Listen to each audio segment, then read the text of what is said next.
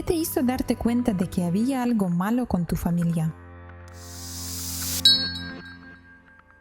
Oír a otros niños hablar de la generosidad de sus padres, llevarles al pediatra, darles consejos básicos, preocuparse por sus sentimientos, ayudarles cuando tenían dificultades.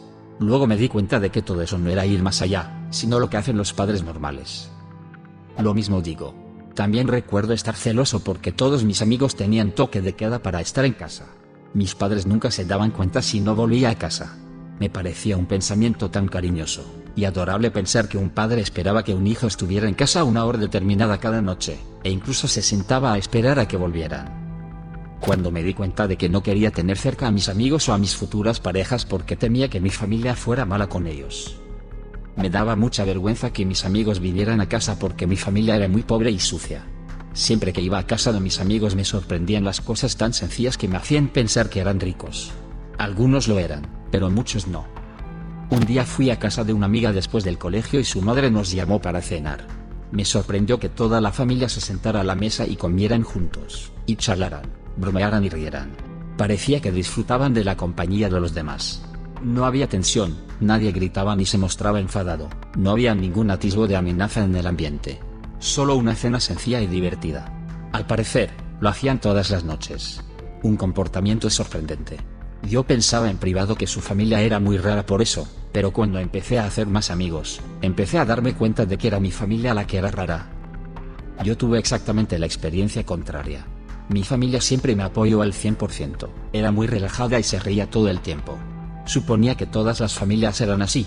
Visitar a un amigo y verle a él, y a sus hermanos literalmente aterrorizados los unos de los otros, y de sus padres fue más que chocante.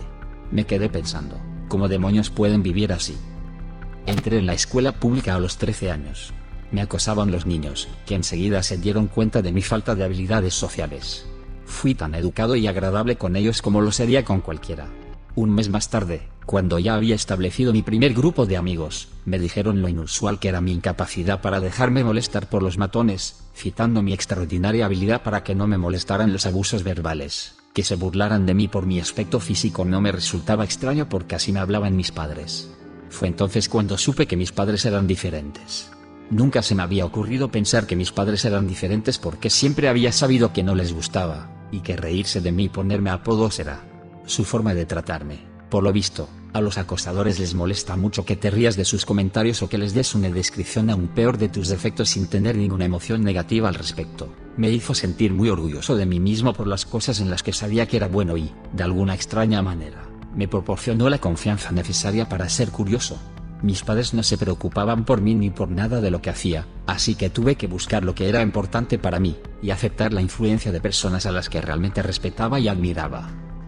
Me di cuenta de que mi familia era inusual cuando mi madre animó a mi hermano a la vida de la calle, no por razones financieras, pero genuinamente solo para que pueda presumir. Ni siquiera sé cómo es algo para presumir, pero bueno, las comunidades del gueto, que su hijo estaba por ahí haciendo sus mieudas. Solo me di cuenta de que estaba jodido debido a los programas de televisión y películas que he visto en que la familia y amigos tratan de conseguir que el personaje principal salga de la vida de la calle, no que se una a ella. Muchos abusos y negligencia. Vivir en la suciedad, a ratones, cucarachas, si algo se rompió, bueno, tuvimos una ventana rota durante años, era ridículo. La madre de mi mejor amiga me hacía llevar mi ropa sucia los viernes por la noche en una funda de almohada, y ella me la lavaba para la siguiente semana de colegio. La última clase de educación física la usaba a propósito para poder ducharme, y lavarme el pelo con champú de verdad, no con Palmolive.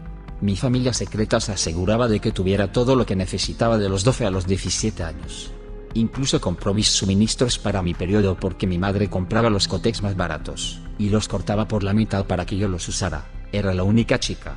Cuando era la semana de la salud en el colegio y repartían kits de higiene, me llevaba todo lo que podía, y si mis amigas no querían los suyos, también me los llevaba. Me fui a los 17 y nunca miré atrás.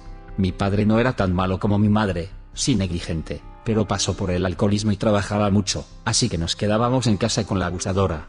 Me reconecté con él cuando era adulta, y se habían divorciado muchos años antes de eso, y él realmente era un hombre dulce que cambió su vida y lo lamentaba mucho, pero más o menos a los 14, incluso dejé de comer nada de la casa porque todo estaba contaminado de cucarachas y mugre.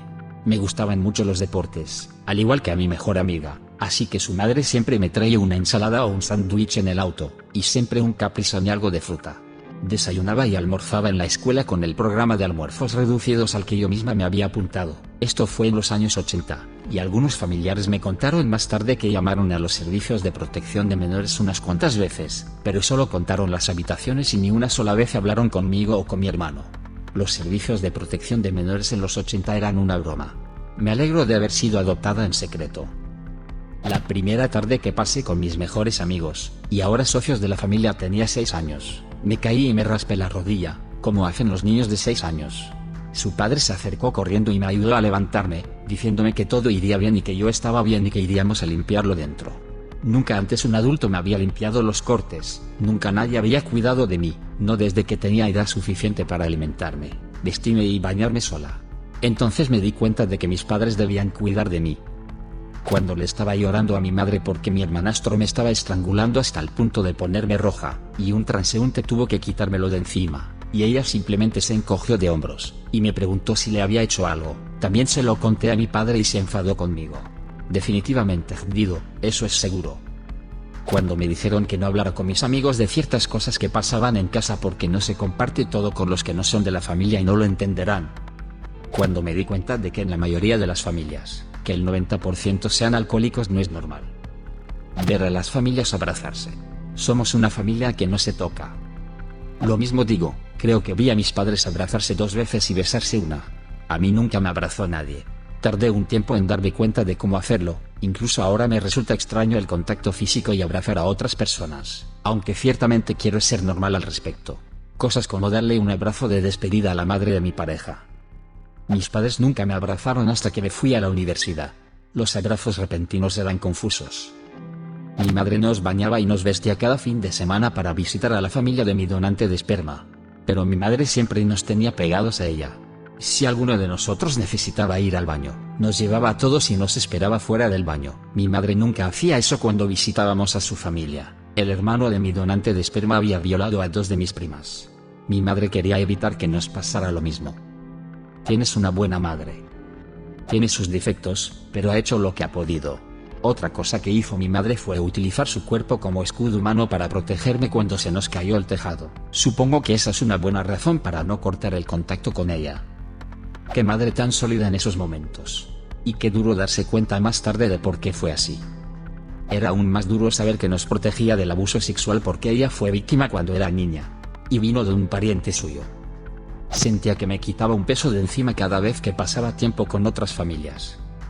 Las madres de mis amigas no empezaban a desnudarse y a revolcarse por el suelo delante de la tele cuando no recibían suficiente atención. Eso me pareció extraño. A veces ver a una familia sana puede ser un poco chocante para los pequeños. Como que no has visto a tus padres desnudos. Cuando tenía unos 7 u 8 años, me di cuenta de que otras familias pasaban tiempo juntas en vacaciones. Hacían actividades juntos y sus hijos no pasaban todo el tiempo con el personal o encerrados en la habitación del hotel. Cuando era niño y nos íbamos de vacaciones, estaba claro que eran mis padres los que estaban de vacaciones, nosotros solo teníamos el privilegio de acompañarles. Nuestro trabajo consistía en pasar el mayor tiempo posible lejos de ellos y no necesitarlos para nada. Entonces me di cuenta de que otras familias también pasaban tiempo juntas cuando no estaban de vacaciones. Nunca me había dado cuenta de que otras familias salían a pasear, o jugaban juntas, o hacían deporte juntas, etc. Fuera de las actividades diarias de supervivencia. Pensaba que los niños que jugaban al baloncesto con su padre era algo que solo ocurría en las películas. Probablemente por la época en que mi madrastra ponía un candado en la puerta, y me encerraba en mi habitación con un pequeño tazón de aperitivos, y una televisión que solo tenía 3 canales. También cuando fuimos a SeaWorld y me dejaron en el auto, al menos con las ventanillas bajadas. Cuando oía a la madre de una compañera de clase decir a mis padres lo mucho que me adoraba, y lo mucho que iluminaba la habitación con mi personalidad, y que se alegraba de que fuera amiga de su hija. Nunca había oído a nadie de mi familia hablar con ese nivel de positividad y profundidad de nadie, ni siquiera de la familia. No entendía por qué yo podía dejar huella en una mujer con la que me relacionaba de pasada, pero mis padres ni siquiera recordaban en qué curso estaba. La primera vez. Esto fue en los años 80, estábamos haciendo una unidad sobre el censo, así que rellenamos un formulario del censo. Sabía que tenía una familia numerosa, pero el número de teléfonos en el hogar, el mío era 14, el siguiente más alto era 6. ¿Enfermedad mental? ¿Una colección de teléfonos? ¿Qué estaba pasando ahí? Casa grande. Además mi padre era electricista, así que instalar una línea telefónica era su especialidad. Cada vez que se enfadaba porque tenía que levantarse para contestar al teléfono. Tiempos oscuros. Niños, ponía uno ahí. Así que 2 en la cocina, 2 en su dormitorio, etc. ¿Tienes una historia similar? Deja un comentario. Y suscríbete al canal si quieres ver más videos como este.